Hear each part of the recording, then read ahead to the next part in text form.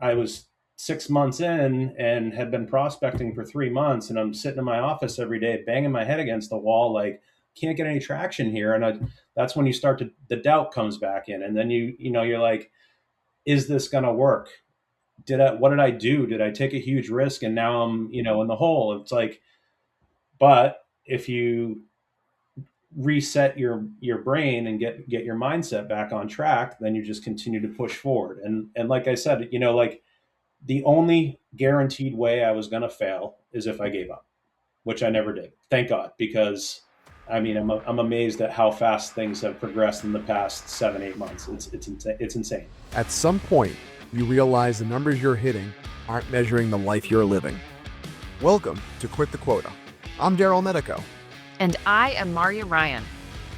This is the podcast for professionals, especially sales professionals, who've done what they were supposed to do and still found themselves questioning whether that version of success really fits. Each episode features honest conversations with people who stepped outside the traditional mold, along with reflections from our own years in the corporate world.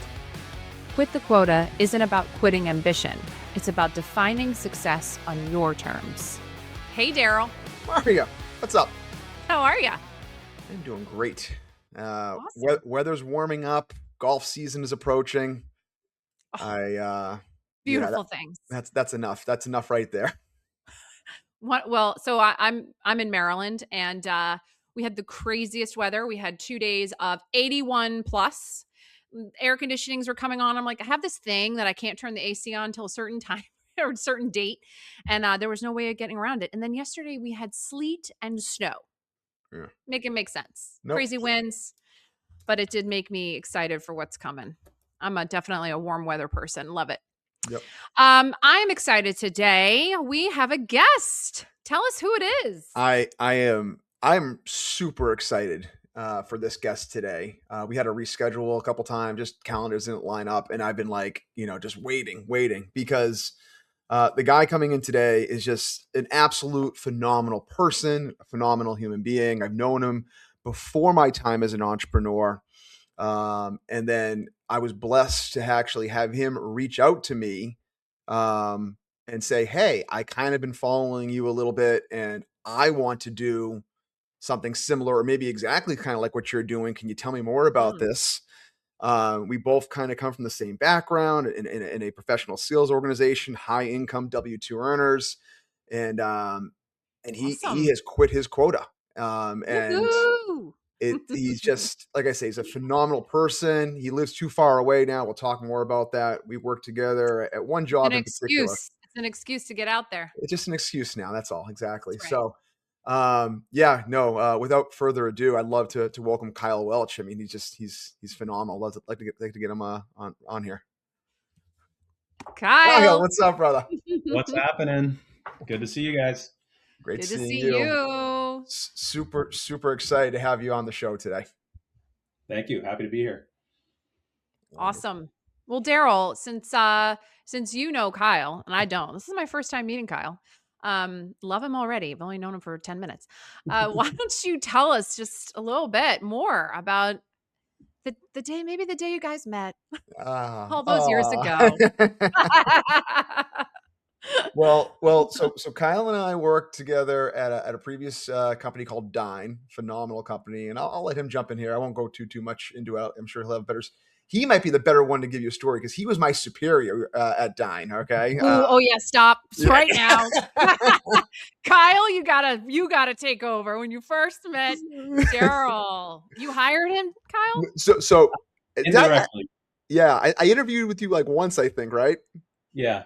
And by the way, I didn't end up on his team, so he probably passed on me. He probably said, "Not that guy. I don't want him." I don't like him. No.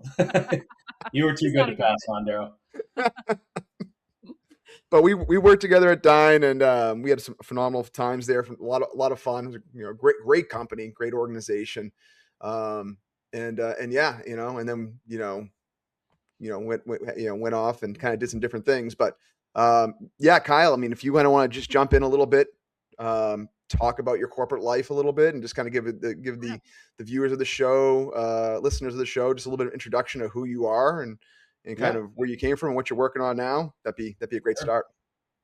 Yeah, of course. So I spent 20 years in tech. My first job ever was at a telecommunications company back in the early 2000s. My sister worked in the billing department. She's like, "Hey, we're hiring," and that was kind of my entry into the corporate world, if you will. Um, and it was literally at the time where your sales manager would come over, throw you a phone book, and say, "Start dialing." So it was just, The good old a days. complete grind, 100 calls a day, just trying to sell people phone and internet service and then businesses and all that.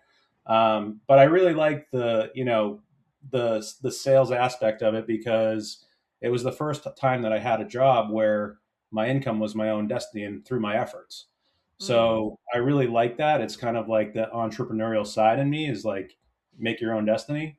mm. So I did that and then, worked through several other tech companies over the course of the next 20 years. Obviously, the one where I met Darryl was called Dine. I was a sales manager there and then, kind of moved up. And then they asked me to move out to San Francisco to open up an office out there. So that's what transitioned me from, 30 years living in New Hampshire, moving out to this big city. So it was a bit of a culture shock when I got out there. But, after I opened the office, stayed with the company for another few years, and then got into cybersecurity because, just a great place to be, and job security is there 100%. Like it's never going away. So I did that for another several years. And then my wife and I ended up moving down to Carlsbad, California, in 2017, and I was still working for cybersecurity companies at that time. And then most recently, about a year and a half ago, I was working for a venture capital firm as their kind of like step in VP of sales for their portfolio companies. So I would go into a company and analyze their sales force and their playbooks and Mm. make any personnel changes that might need to be happened to increase their velocity.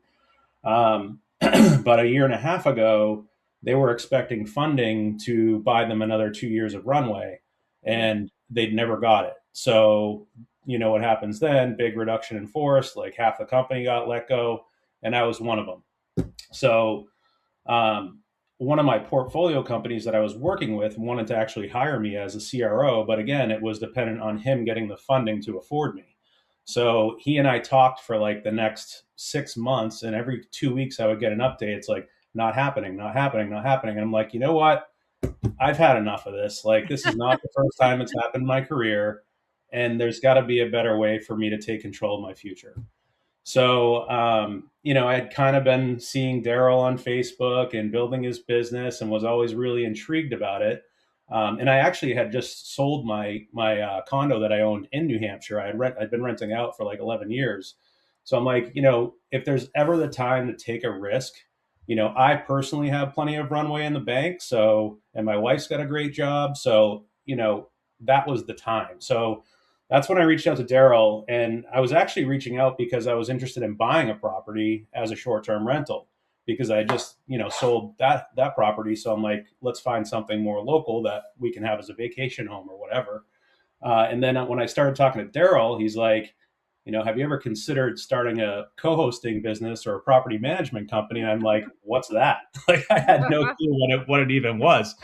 But as he started to explain it, I'm like, oh, so that's exactly what you do. And after that conversation, he kind of sold me on it that if I do want to buy a place and I do start a business first, I'll be so much more knowledgeable about what to look for, what market, like what type of house would be attractive as a short-term rental.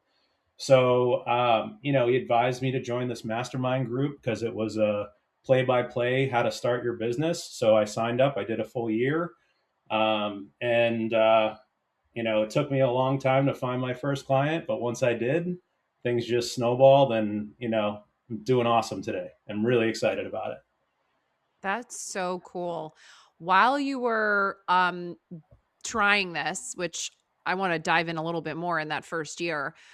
While you were doing that though, were you like all in on this, or were you like, I don't know, should I still keep my resume together for corporate, Nope, 100% in. I, Nice. I had no desire. I talked to some of my friends that were still in their W-2s and like talking about their sales meetings and their quotas. And I'm just like, I cringe when I hear it because I'm like, I just got out of it and I've got to make sure I can do something different with my life. So yeah, I was 100% in. That's phenomenal. Yeah. Yeah. That was a huge difference maker. I mean, I've coached a lot of people, and I was blessed to be able to coach you. You coached me at Dine, so I was blessed to be able to return the favor Yeah. and coach you in this business. Came That full we're circle. Darryl used to sit in my sales trainings, and then I was on calls listening to him train people how to, you know, land new clients and build your I love business. it. And it was awesome. Yeah, yeah, yeah. It was so So cool. cool. yeah. And Daryl's a great coach too, for sure. Yeah, he is. Thank you, He's the best. thank you very much. So I mean, that was a big difference for you, though. Like I was watching you from the sidelines, giving like I said, coaching, giving some information, and so many people tiptoe into this stuff, right? Or they don't have Mhm. a clear defined goal. They don't go all in, and it's not easy, right? I mean, I'm sure you get plenty of stories. I'll probably have some questions around that in a second. This isn't easy. Entrepreneurship is not for the faint of heart. The old saying, if it was easy, everybody would do it, right? So the difference, though, that I noticed for you was that you went all in. You went, I'm doing this. I'm removing the safety net, and you did, and you had, you adopted to it pretty quickly. You got it. You understood it.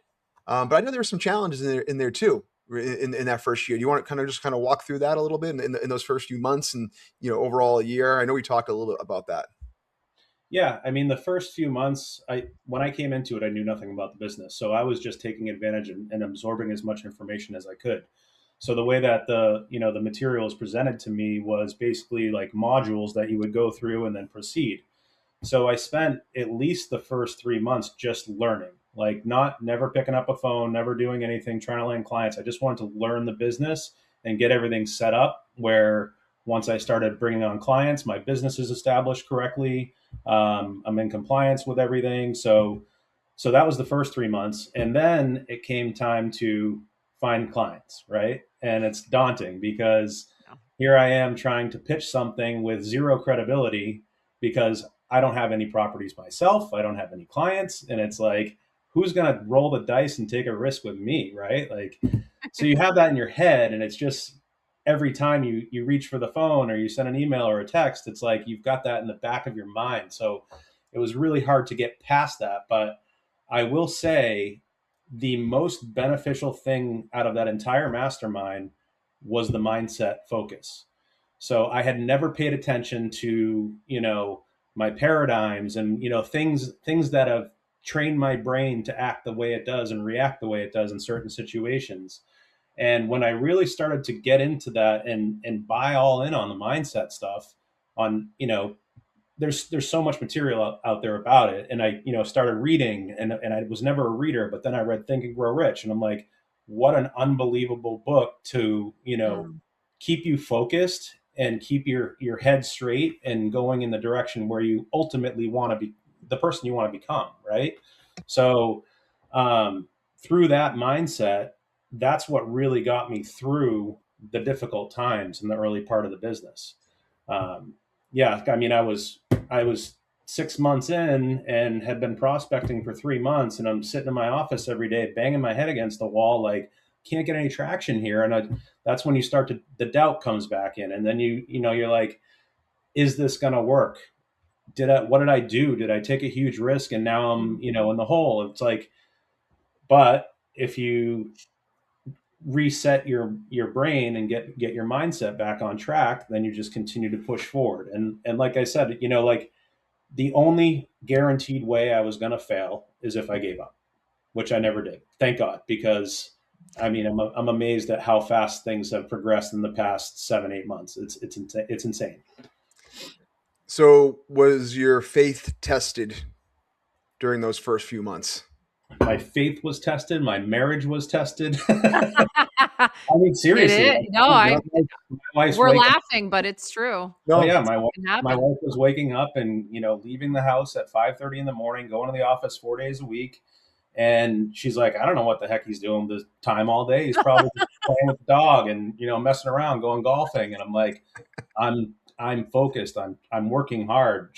But like that's when like the resentment kind of kicks in, and she's like, here he is, doing his own thing, and I'm going to my W-2 and going through the motions. And it's, it was a very stressful time for our relationship because all those reasons, right? Like, so once I landed that first client, she was very happy. I bet she was. all right, this is real. This is real. and He's today, actually, and today, she sees the path of her actually being able to leave that W-2 because my business Oh, is going to support wow. both of us. So, and that really was my ultimate goal. I wanted to retire my wife within 2 years, and within 2 years, it's happening. Like it's amazing. Ah, that's Yeah. phenomenal. Dude, I That's Yeah. love some So that. now I that's can go back and that's say when she has her bad days, I said, just remember, this is only temporary. 2 years from now, you're going to be able to there's a volunteer path. your time, work with Ah, animals, do whatever you want that makes you happy. Help me with the business if you want. I love So it. she'll have, it'll get a lot better for her for sure. I love it. I love it. So wow. you're tapping into it a little bit here, obviously on the back end of it now that you can see it, but in the moment, I'm curious, what did you do to get through those challenging times?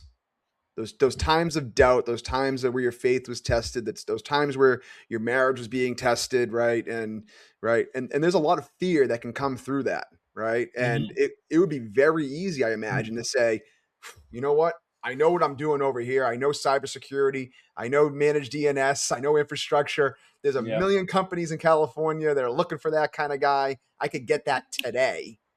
Yeah. So what? Why didn't you? And what kept you moving forward? Honestly, to something I had never done before, and it was through the mindset work that I did. I meditated every morning. I would spend 20 minutes getting my mind straight for the day and having that abundance mindset that things are coming and throwing that out to the universe. And like, it's amazing what 20 minutes in the morning before you open your laptop and sit down at your desk can do for your day. It's like going to the gym in the morning, right? Like I do that every morning too, 5 days a week. I'm in my gym downstairs. And it's like, you get your energy, you get your mindset and everything right for the day, and then you feel unstoppable.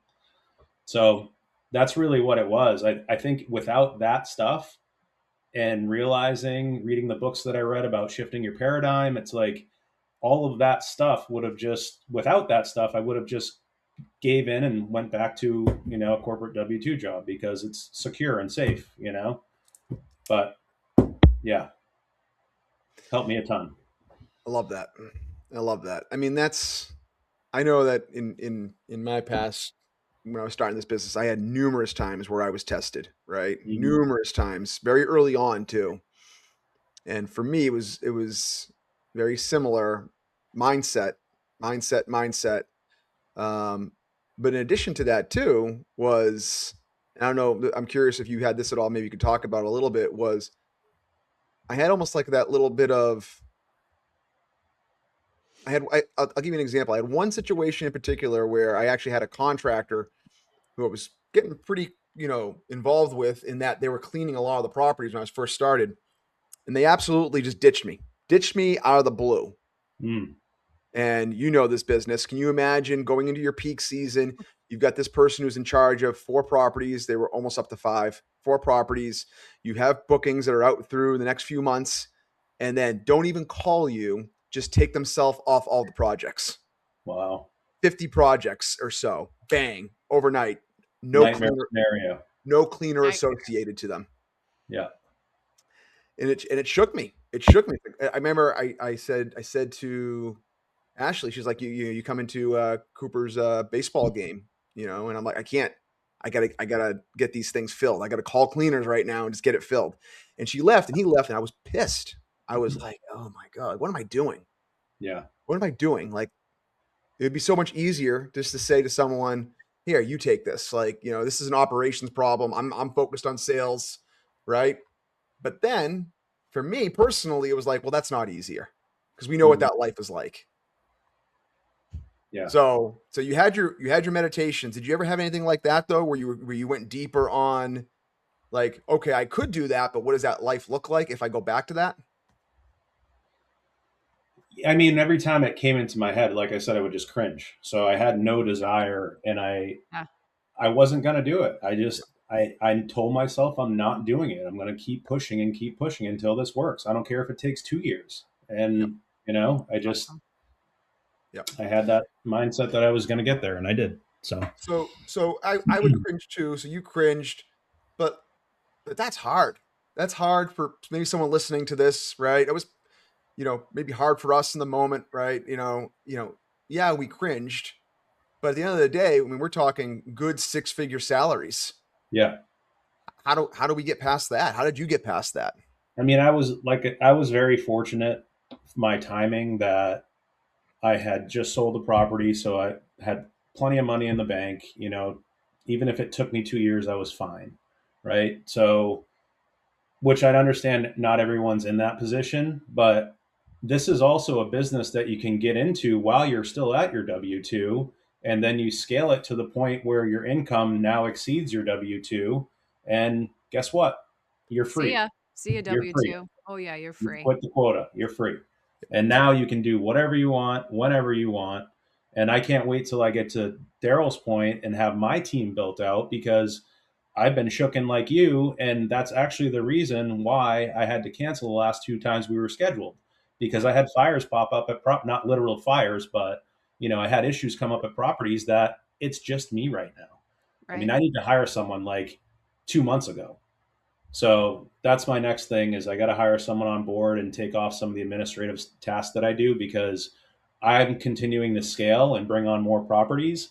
And I like doing the onboarding, and I like doing the setup and using my own design ideas and concepts, stuff like that. So I can focus on the sales aspect of it and onboarding. It's not even sales anymore, because I just have people coming to me. I haven't had to prospect since I landed my first property. I had a couple, Amazing. couple things I dropped in Facebook posts aside from that, and my clients started recommending me on these Facebook posts. And then it was just like, I can't handle all this all of a sudden. I went from literally banging my head on my desk in my office every day, not knowing what to do with my time, to all of a Yeah. sudden having zero time, because the clients were just dictating Born my in. schedule because I was bringing them on so fast. Love it. Yeah. What a testimony, Kyle. Yeah. What a testimony. I'm still like, pinch me, like I can't believe this is happened so fast. Like, it's amazing. Can we go back to the moment that you decided to start to meditate? Because there are people that listen to some of the stuff. Actually, Darryl and I just said this on another podcast. Like, we like weird. Sometimes things will happen and people, it's woo woo or whatever you want to call it, right? I'm a Mhm. very spiritual person, so for me it's not, but some people aren't, and some people are a little bit like, meditate. Are you I'm not a I used to think it was weird when Okay. people would do it. Yeah. All right, so perfect. Awesome. So let's Darryl. Me So too. let's dive into that just a little bit more, because someone might be like, okay, great. Well, tell me how to meditate. What should I actually be doing? Hmm. And that'll help them, like you said, at least give you the focus and some peace while you're kind of working through the tough parts.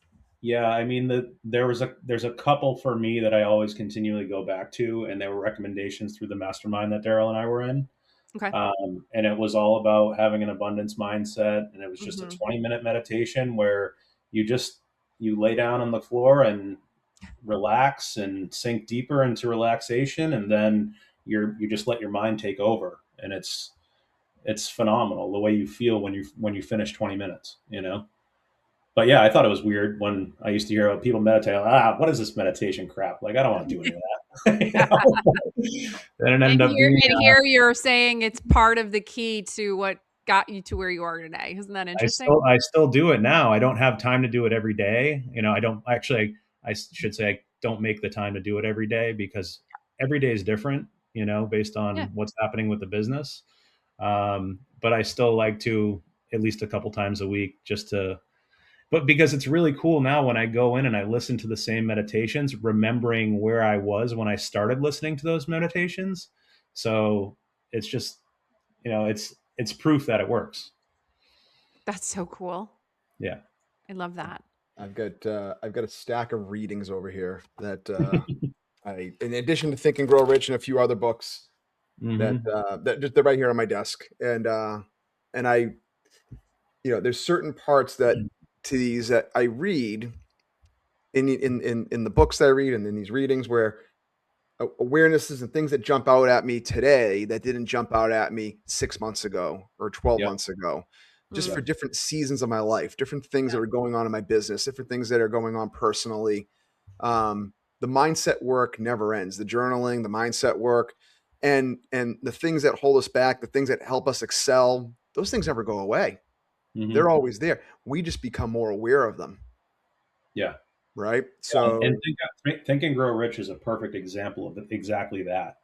If I pick that up today and start reading it, there's a different chapter in the book that's going to stand out to me versus when I first read through it front to back. It's such an awesome, like it's my holy Bible, basically. Yes. Live life by that book, Yes. And so if you're listening, you've never read it, go out and get it because it's phenomenal. That's my copy of it right there. Yep. I have it right there. I have 2 copies. That's how crazy I got. Only because I thought I lost one. So I ended up buying another one. And, so 3. And then I was gifted one through my mentor. So which is great. And what's cool too about it is like, I've had some friends that have been laid off in the past year or two, and they've been watching my journey and they've seen me struggle at the beginning. And I'm just helping them and sharing what's gotten me through it. So I said, go read this book. He's like, a friend of mine, he's like, oh, I did like 20 years ago. I go pick it up and start reading it again. Yeah. I said, it'll change your life. Yep. It really will. That's the coolest part for me in this journey right now. I remember the days we would talk about being at Dine, right? And the concept of the coaching tree, right? Of how, there were people that we've worked with that went off and made incredible careers, and I'm super excited and super happy for them. They're fulfilled. They're doing what they love. And that was always really cool. Right. Yeah. And then equally, I know that, for guys like us, guys like you and me, there were another 20 reps at Dine that would have felt exactly how we felt, right? Maybe not at Dine. I think Dine did a lot of things really, really good, but at other stops in our career later on, where we're like, oh my God, there's got to be a different way. And now we get to build a coaching tree, right? Like, just like when you just said that a second ago, you've never shared that with me before. I had an incredible feeling of gratitude, right? That I took a leap, right, through a moment that spoke to me, and you took a leap, right? And now, and then we connected, and fortunately you trusted me, and you took the jump, and then, whatever that is, I think it's like 3rd or 4th removed from me now. Like it's a ways down the line where you're like, I'm talking to people and I'm encouraging them to read a book, and who knows where that goes. Like I had that right there. It's just like, it's why you amazing. do it. It's like a multi-level marketing program, but you're actually helping people, and you it's just gave me an idea, Kyle. I was just talking about this exact thing last week with, the other Kyle that I work closely with now.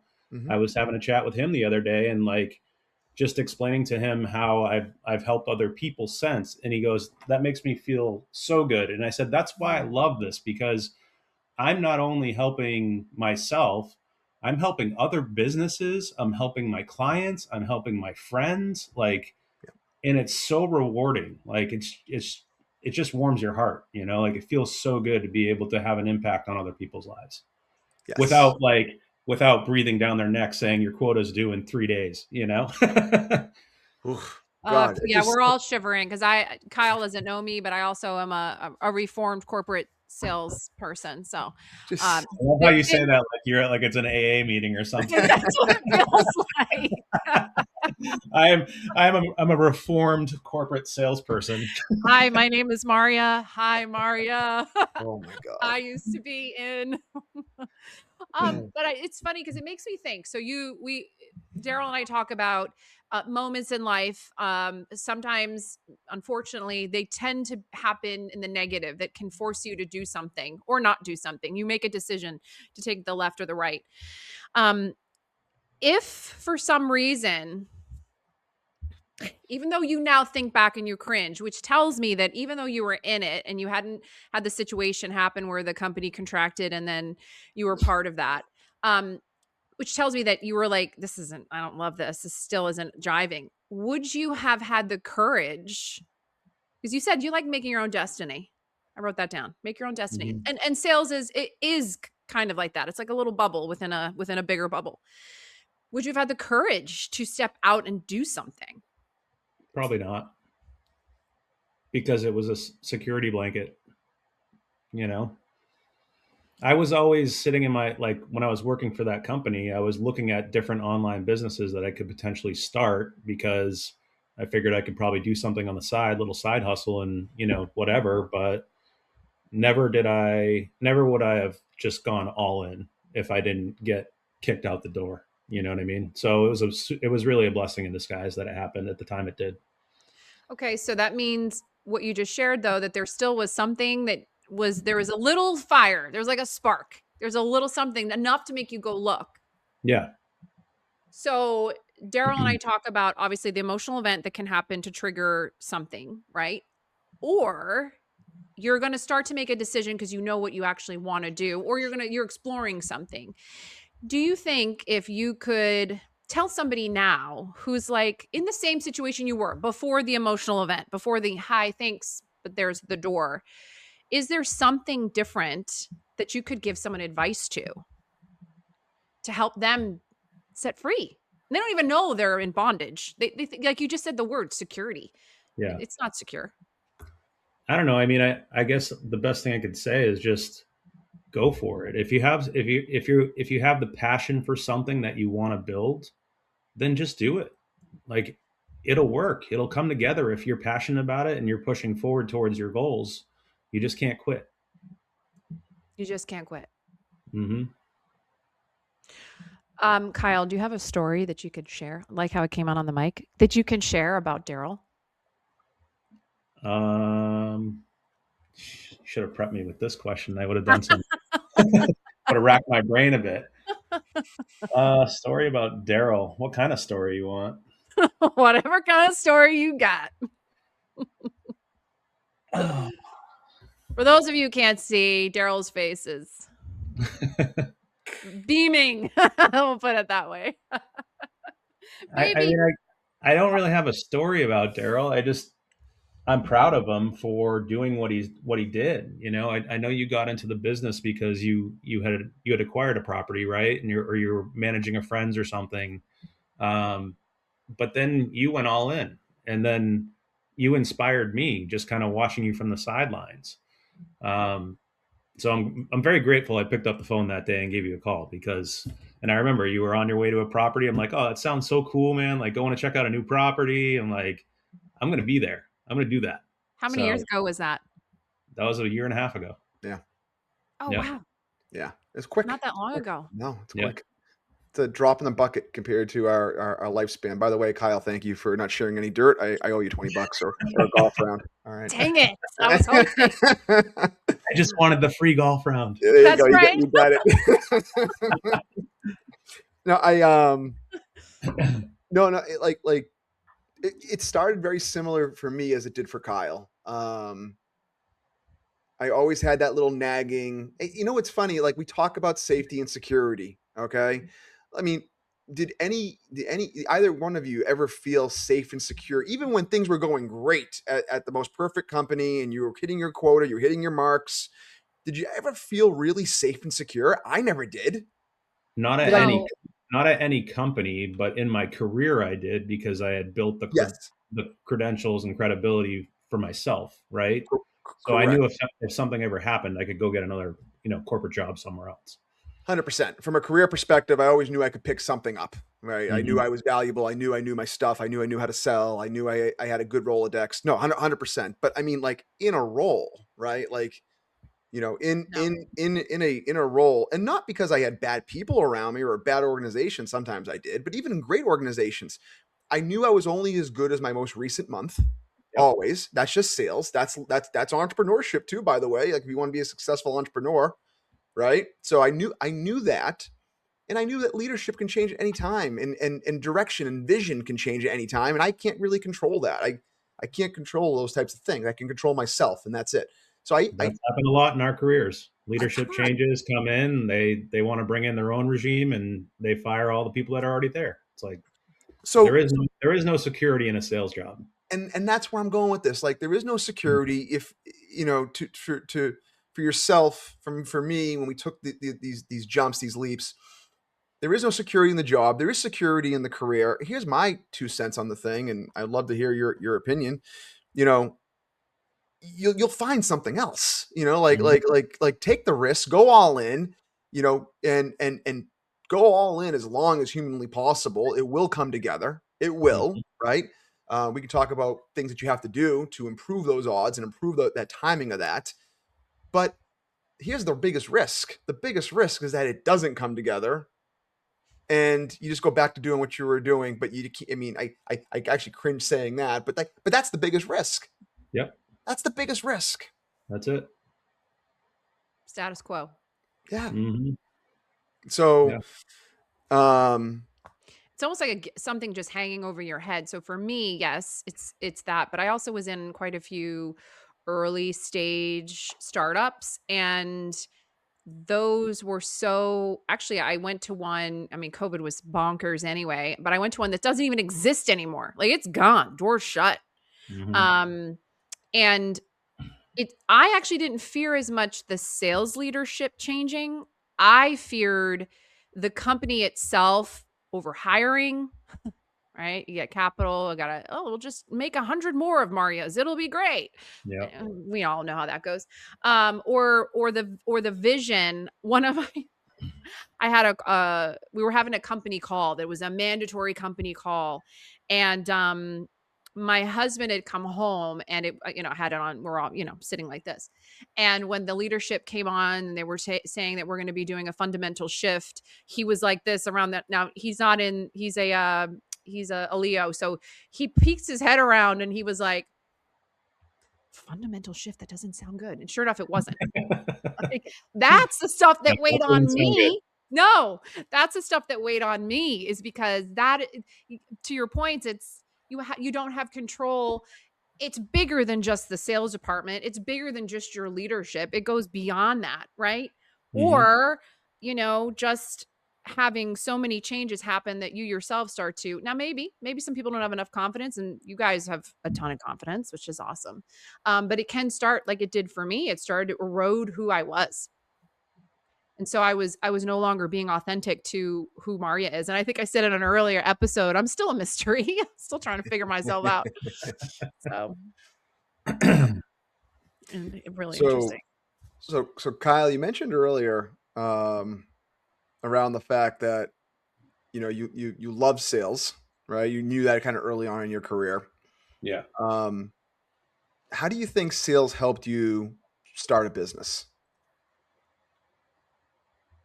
I mean, every day you're talking to someone, you're selling yourself. So just knowing the psychology of a sale and how to treat people and how to approach them. Without my background in sales, I probably wouldn't be where I am in my business today. Sales is everything. Like even when you talk to your wife, it's sales, right? Like every interaction with someone at the store is sales. Every interaction with a vendor is sales. Right. So you just got to have that, confidence that you have the foundation on what you need to get to where you want to be. Absolutely. My sales techniques don't work with Ashley all that well because she's heard them all at this point. So like, you trying to sell me? She's selling you. Yeah. Oh yeah. Exactly. Yeah. You're just buying now. You're just buying. That's right. Yeah. No, I mean, 100%. I mean, without sales, you don't have a business, right? Yeah. And even back before corporate, in college, I sold Cutco knives. Like that was my first, like, door to door sales job selling knives. Do you I'm know sure that you guys that's come remember back that. around? Do you know that's come back Oh around? yeah. Oh yeah. Well, I, Costco sells them now too, which is great because I still have my set from when I started that business. no, I'm saying, And so then I have a couple people that are in college right now that I got receive phone calls for. And I'm like, I'm sorry, what? You're selling what? So that they're re-upping that whole model again, which is interesting. good. It's a great way to learn, like Yeah. so I did that, and then after college, while I was in college, I also ran a franchise of college pro painters. So I built a business that was painting exterior houses in New Hampshire. Oh, And wow. then after So cool. college, I realized like these guys are taking 35% of every job. I already have my van, my power washer, my ladders, my everything. So then I started my own business with my own crew, and I grew it to two crews, but then I quickly realized that if I wasn't on the job, they weren't, they weren't working as hard or whatever. So then I switched my model to paying by the job versus paying by the hour. That way, if I said it was going to take 5 days and they finish in three, they still get the same amount as if it took them 5 days. That's when that started to really start going. But then when winter comes around and you're painting exterior houses in New Hampshire, you're out of work for 4 months. So Yeah. that's when my sister had called me. She was working in the billing department at that telecom company and said, "Hey, we're hiring in sales. Was it something you'd ever be interested in?" So I'm like, "Yeah, I'll go in and talk to them, whatever." Like, go in with like pants that are too big for me and my first button down shirt and tie that looked terrible, and sat down and talked to the guys. But thankfully, the hiring manager had also run a franchise of college pro painters, so Nice. he resonated with my story, and I ended up getting hired, and that was my first, sales job and entry into the corporate world. Because at the time, I was like, someone else paying for my benefits versus me paying for my employees. That sounds pretty cool. And to be able to work like all year round and not have 4 or 5 months off of being out of work, like, so I did it, and then I was worked there for over 4 years. So So Wow. cool. yeah, You're already an entrepreneur Yep. from the that's what get-go. I love about this, is because I've always had it in my mind, in my heart. And my dad too. He ran his own business for 35 years. That's all I knew growing up was, your dad owns a business. So for me, it was in my blood, and it just took a 20-year detour to get back to it. But I'm so happy that I am back at it now. Phenomenal story. My Yeah. gosh, I'm loving this so much, and I'm loving that, I asked you to tell a story, but you basically just gave Darryl some thanks. And I'm really excited to watch your journey, and see how you're going, because that's wild. Tell us a little bit more about your business and where people can find you, and yeah. Yeah. Can I share a story first Oh, before I? please. Yes. Yes. I just So, Venmoed him, Darryl. That's why he's doing it. That's why now. Wonderful. so as I mentioned earlier, like once I landed that first client, the referrals just came and came and came, and like then I'm just busy, busy, busy. I had a unbelievable opportunity fall in my lap. Like, just can't even believe this happened to me. And this was 2 weeks ago. So I got a call from a guy. He was a close family friend of the first client that I ever landed. And the first client I ever landed, we had a lot of issues at his property that were like emergencies. We had raccoons in the heating ducts, and we had all kinds of things that we had to like drop everything and go there and take care of because guests were checking in 2 days. So he and I formed a very, great relationship very quickly. And he's also like big on mindset and everything. So we totally resonated there. So he loves me, absolutely loves me. So he has so much trust in me that he ended up reaching out to his family friend who has a house in Big Bear, California. And he said, he's like, yeah, I tried, and got this thing on Airbnb. My cousin's handling it, whatever. It's just a little extra income so I can cover my mortgage. Um, so he's like, you got to talk to Kyle. You got to talk to Kyle. So he calls me, and we set a time for me to go out and check out his property. So I go out there, and we're supposed to meet on Thursday at noon. I get there Thursday, 5 before 12, and just I'm sitting in his driveway, and he's not there yet. So text him, say, hey, I'm at your house. I'll wait here until you get here. I can tell you're not here yet. So he picks up the phone and calls me. He goes, Kyle, he goes, I'm in big trouble. I said, what happened? He goes, I was trying so hard to get there to be on time to meet you. A rock fell off the cliff and hit my car, and my car is dead, and I'm in the middle of the road. I said, oh my gosh, like, where are you? Like, where are you? Let me know where you are, and I'll come help you. So he told me, and then I ended up going to find him. What had happened is a rock the size of a basketball had come off the cliff and then rolled in front of his car. He had no time to react, so he ended up running right over the thing. So it tore up the entire undercarriage of his car, liquids everywhere all over the road. It's right around a bend where people are flying 60 miles an hour, and he's standing there in the middle of the road, 73-year-old man, just with his arms up, like no one's helping him. So I got, first thing was to get him safely off the road. So I did that. And then a couple other, good Samaritans pulled over and helped me push his car about 50 yards up the road so we could get it to the shoulder. Then I wait there for the tow with him. And then tow truck comes, he gets in my car. We get the car towed to his house in Big Bear that I was supposed to meet him at. So I just say that because that's the first interaction I ever had with this guy in person, right? So me helping him. And then I go through his house and I take my pictures and, get my mind going on design elements and different amenities that we can add and all that. So I sit down at the table with him and we start talking and we go over my business model and, what I charge and how I charge and all that. And he goes, Kyle, he goes, I have a different offer for you. And I said, what's that? He goes, I don't want anything to do with this house. He goes, I don't want to be here. He's like, I never come here and use it. He goes, I don't want to care about the utilities. I don't want to care about anything except covering my mortgage. He goes, why don't you just rent it from me and run it as an Airbnb and keep all the profits? And I'm like, okay. So, which that model exists, right? It's called the arbitrage model, but typically, if you approach a landlord and say, hey, I want to rent your place, I'm going to run it as an Airbnb, they're going to want 25% minimum of the revenue that you bring in. And this guy, he trusts me so wholeheartedly at that point after only spending an hour and a half with him. I'm sure it also helped from my previous client talking me up. But he goes, yeah. I said, all right, so what's the mortgage? And here's the kicker. $1,800 a month is all he wants. I go, okay. I said, that sounds amazing. I said, that sounds perfect. So this isn't like a tent in the woods, is it? Or a cabin? It's a 5-bedroom, 5-bath house in Big Bear, 5 minutes from the lake, 5 minutes from the village, and 7 minutes from 2 ski resorts. It's going to crush it year round. Yes, it is. So I go and do I tell them, give me the weekend to think about it, right? Like there was something to think about. Yeah, but right. I came home and did some research on the property, and I realized it's kind of, right now it's split. He has an ADU that's 2-2, and then he's got a 3-3 as the main house. So he wanted to hold on to the ADU in case he ever wants to go out there and use it. So he's like, you can have the main house with the garage and all that. It's a 3-3, right? So I do research on the 3-3 side of it, and it's projected to do about $75,000 to $80,000 a year in revenue.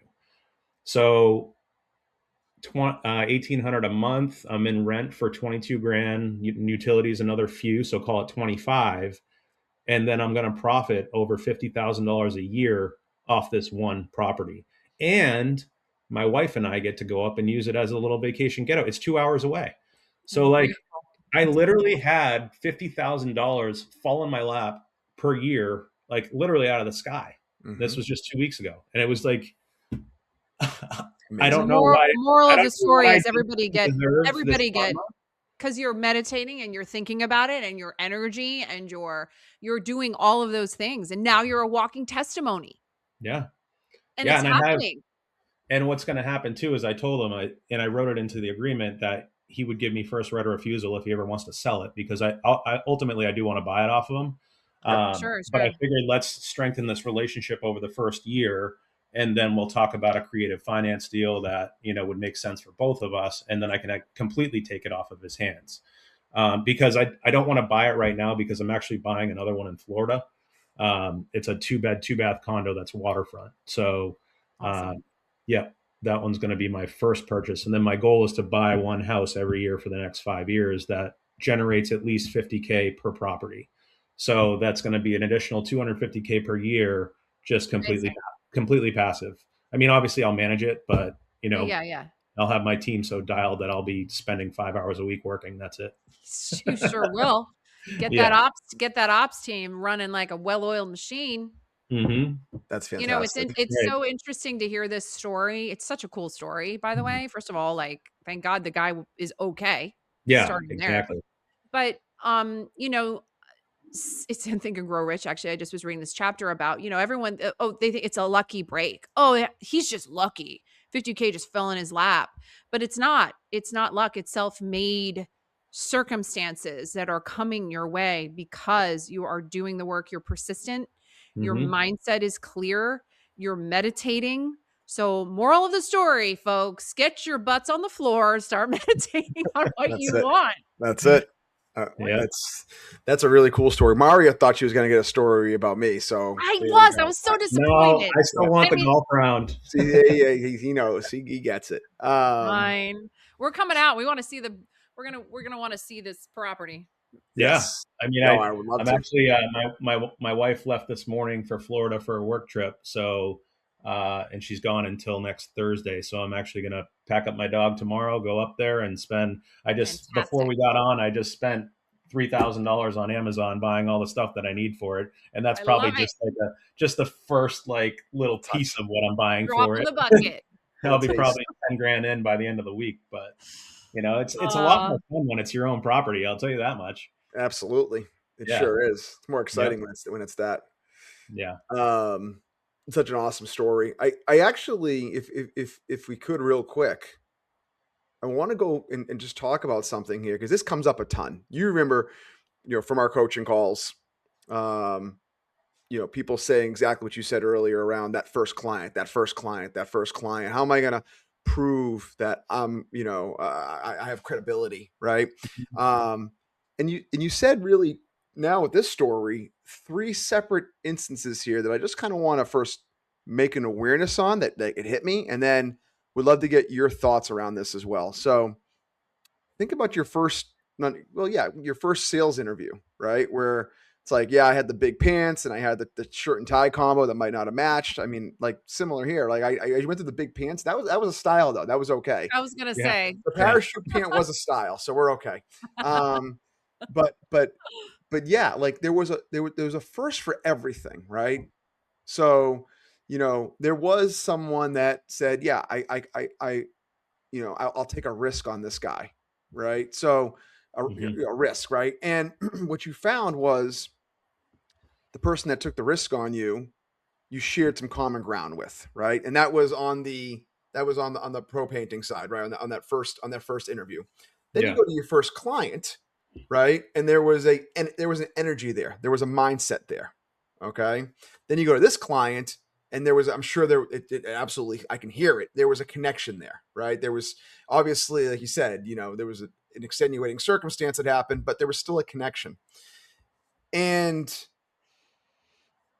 like, I hear this a lot from folks. I have one client right now that I'm coaching. Okay. Who he's still in search of getting his first deal. And it does come up where it's like, I don't have anything yet. So I'm trying to prove that I can do this. And I personally believe that most of it is self-imposed, 100%. right? In the mind. Yep. And sales is all about finding the person that's looking for you.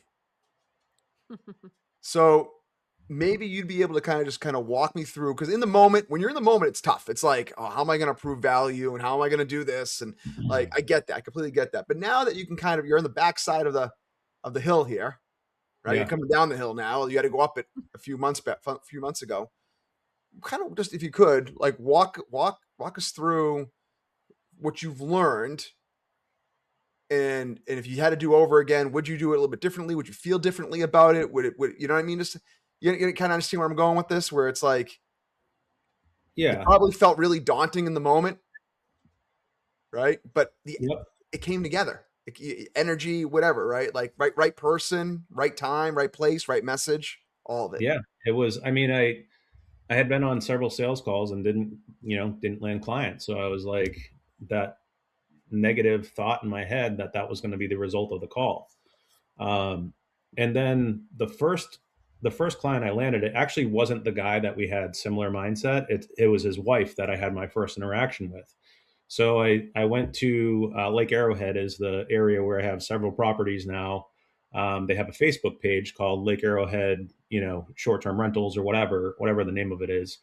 I dug through there and I found this woman that posted that said she was looking for a new property manager. And the post was like 60 days ago. And I'm like, you know what? I'll shoot my shot anyway. She may have found someone, maybe she didn't. So I sent her a message and she's like, tell me a little bit more. So I gave her just a quick snippet of, what I do. And then we got on a call. And then when we got on the call, I used the mastermind as my credibility, and that I am learning a system that is a proven model that has 400 plus of the top operators in the country using this same model. And her previous manager was actually giving up the property and stepping out of the business. So timing wise, it was perfect. It hadn't been rented in like 3 or 4 months, so they were just sitting there paying the mortgage on a house that they never use. And I look back today, and she's my biggest go-to when I need a reference, a reference call or whatever for a potential new client. And I asked her, I said, why did you decide to work with me? And she goes, I felt it in my gut. She goes, I just felt it in my gut that you were going to do a really good job based on everything that you said, and how professionally I presented my proposals and everything else, like all the stuff I learned in my corporate job. Um, and it just felt so good, like to have her be that honest, is like, I just felt it. I just felt it. Mm. And I'm forever grateful that she felt that in her gut, because if I could still be looking for my first client, who knows? But obviously if she said no, I would have kept going and kept going until I did get that first one. And they've been a huge source of referral business for me too. Again, with this house in Big Bear falling in my lap, like, unbelievable, right? Yes. I don't think I answered your question, by the way. No, you did. I'm gonna clean it up just a little bit, because she felt it. I would argue, and I would share that she felt it in her gut because Hmm. of your energy, because of what you were saying, how you were approaching the process with her. Not that, I mean, I've known you for many years now. Not that you changed on other calls that you were on, Hmm. but it was the right message to the right person at the right time, Yeah. right? And the other folks that you connected with, I wasn't on any of those calls, so I can only assume, right? The message just didn't resonate. Your mindset maybe just wasn't quite there. Your energy might have been a little bit flat that day, or maybe what you don't even know half the time, right? It's like, oh, Right. one thing went sideways, or maybe it didn't go sideways. Maybe we were, it just wasn't the right whatever, right? So I just know this comes up for a lot of people, and it becomes a friction point. Honestly, it becomes a friction point where a lot of people give up. I was just going to say that it becomes the motive and oh, this is evidence that I'm not meant to do this. Yeah. Yep. And that's, But and you I got to think, start to you got to start to train your mind to visualize the outcome that you want from the call. And Mhm. once you do that, and you like literally take 10 minutes before to get your mind there, and you're like, they're going to sign the contract. They're going to ask for the contract when we hang up. And you go into that call like on truly believing that 100%, that's when it happens. Because if you don't believe it, if you think, oh, they're not going to want to work with me, that's what's going to happen. So would you say that, because you were obviously very successful in your corporate career, that because and you learned phenomenal process and messaging and technique and developed your own, right? That the biggest shift for your success now is the mindset portion. 100%. Yep. yeah, Amazing. yeah, yeah. Absolutely That's it's amazing. that's secret sauce. It And is. I'm curious, Kyle, for you. and I'll give you my answer after you answer for yourself. Had you known these techniques and this mindset work, had you been doing it in your professional career, what do you think the impact would have been? I'd probably be a CEO somewhere right now. I feel the same exact way. Yep. But I'm glad I'm not. Oh, wait, I'd rather be my own CEO. Well, I was gonna that's say you are a CEO. So right. Yeah, you'd be a CEO somewhere, no doubt about it. No doubt about it. That's the X factor. It's 100% it.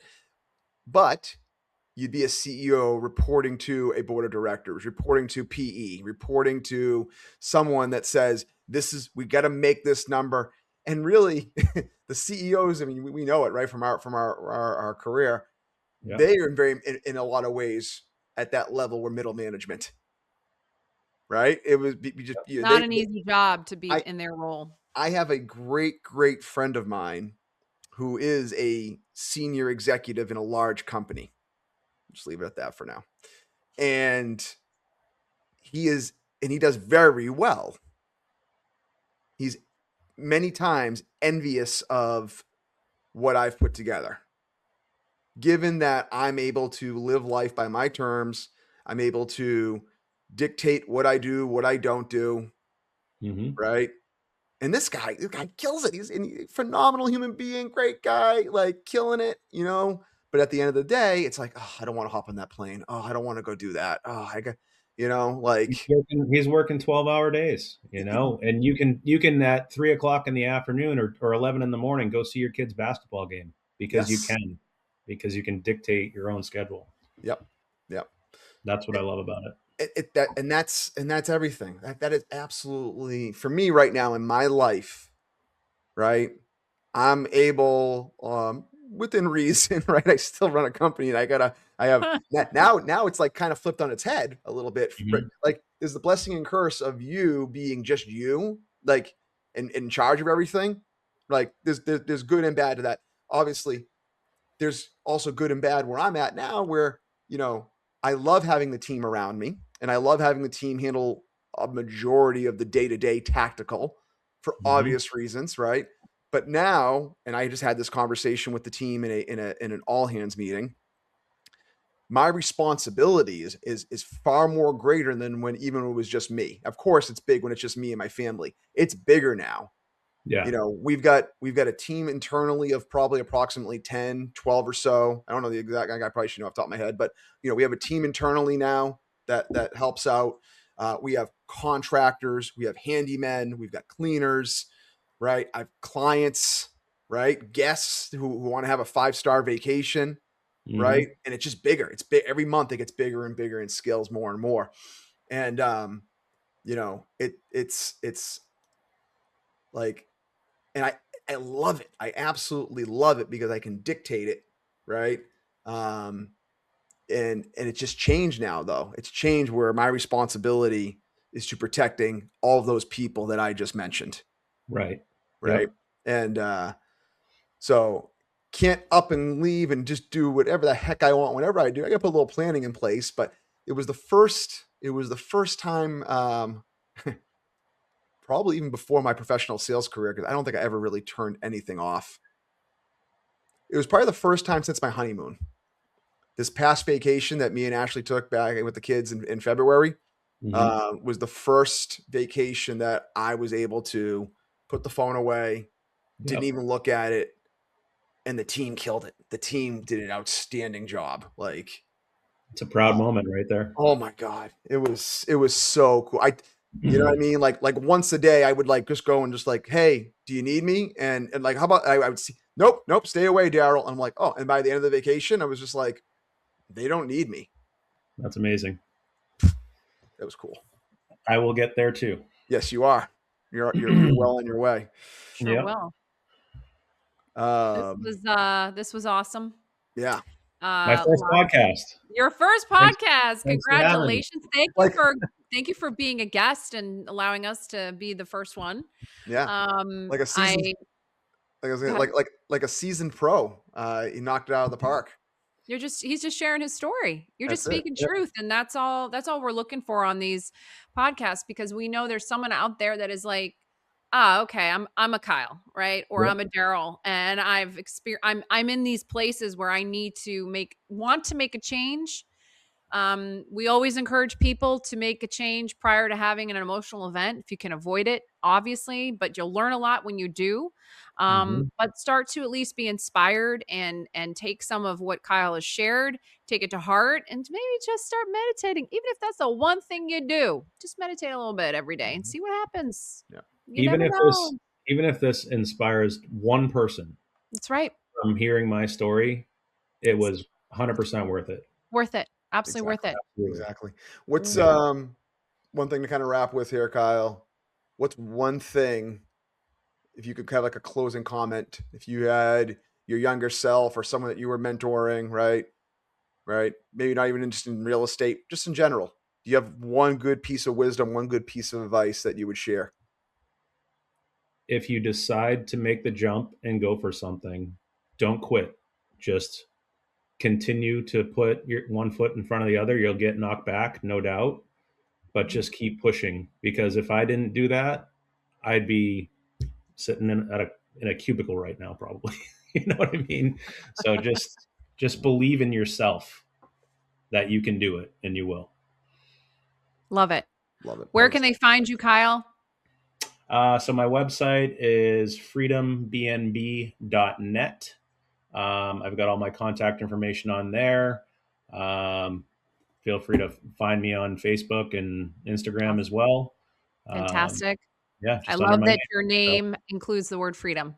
I was yeah, going to say a little auto suggestion there, but no, huge auto suggestion there. So it I was love I chose that because it was two-sided. It was freedom for me from my W-2, that. and it's also freedom for my clients, because when they work with me, they just sit back and collect checks. They don't have to worry about a thing. So they get their freedom back as well. Fantastic. So I I thought it love was that. a good little two-sided win with the name. Fantastic. It is. It absolutely is. Yeah. All right, Kyle, thank you so very much for joining us. Darryl, any last words? No, it was a phenomenal discussion today. Kyle, thank you so much for being on the show. Thanks for asking me. It was awesome. I had a lot of fun. Excellent. Fantastic.